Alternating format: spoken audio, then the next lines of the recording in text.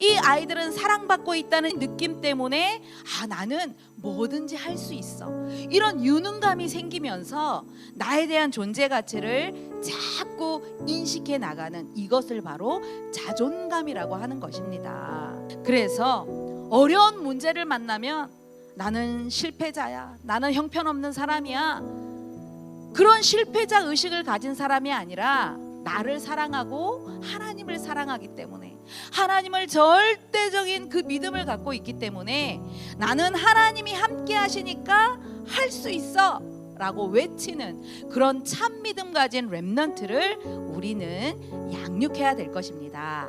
그러면 우리 첫 번째 은혜 받을 말씀, 참 믿음은 두려움을 이길 수 있다는 사실입니다. 그런데 중요한 것은 예수님께서 제자들을 이렇게 바다에 보내셨는데 갑자기 풍랑이 일었던 것이지요. 왜 갑자기 이렇게 고난 상태로 몰아가셨을까요?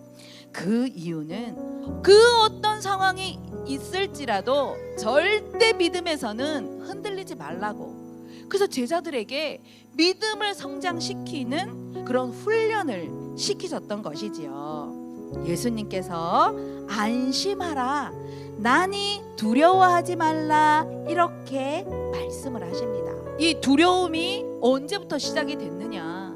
창세기 이 3장, 아담과 하와가 하나님의 말씀에 불순종하면서 아담과 하와에게 하나님께서 아담아 내가 어디 있느냐 이렇게 질문하셨을 때 아담은 내가 벗었으므로 두려워서 숨었나이다 이렇게 대답을 했죠. 우리 품 안의 아가들도요 다 두려움을 느낍니다.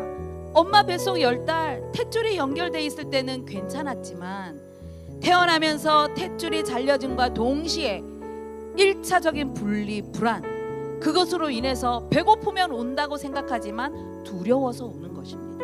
우리는 이 아이가 울 때마다 두렵구나, 엄마가 없어서 두려운 것 같지만 예수님이 필요하구나, 우리는 그런 영적 자세를 가지고 우리 귀한 자녀들을 품에 안고서 그 두려움이 해결되도록 예수님께서 안심하라, 나니 두려워하지 말라 말씀하셨습니다. 그래서 엄마가 필요하지만 엄마를 통해서 예수님이 필요하다는 것을 우리는 영적 눈을 열고 귀한 자녀들에게 예수님이 함께 하심을 우리는 가르쳐야 되는 것입니다. 그래서 우리에게 주시는 신분과 권세의 비밀을 누릴 때에 우리에게 있는 모든 그 첫 감정 두려움은 이길 수 있게 되는 것입니다.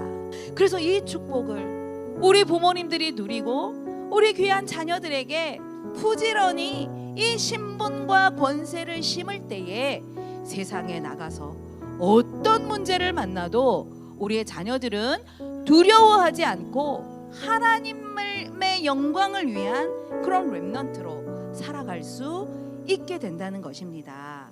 두 번째입니다. 참 믿음은 의심을 이길 수 있게 됩니다.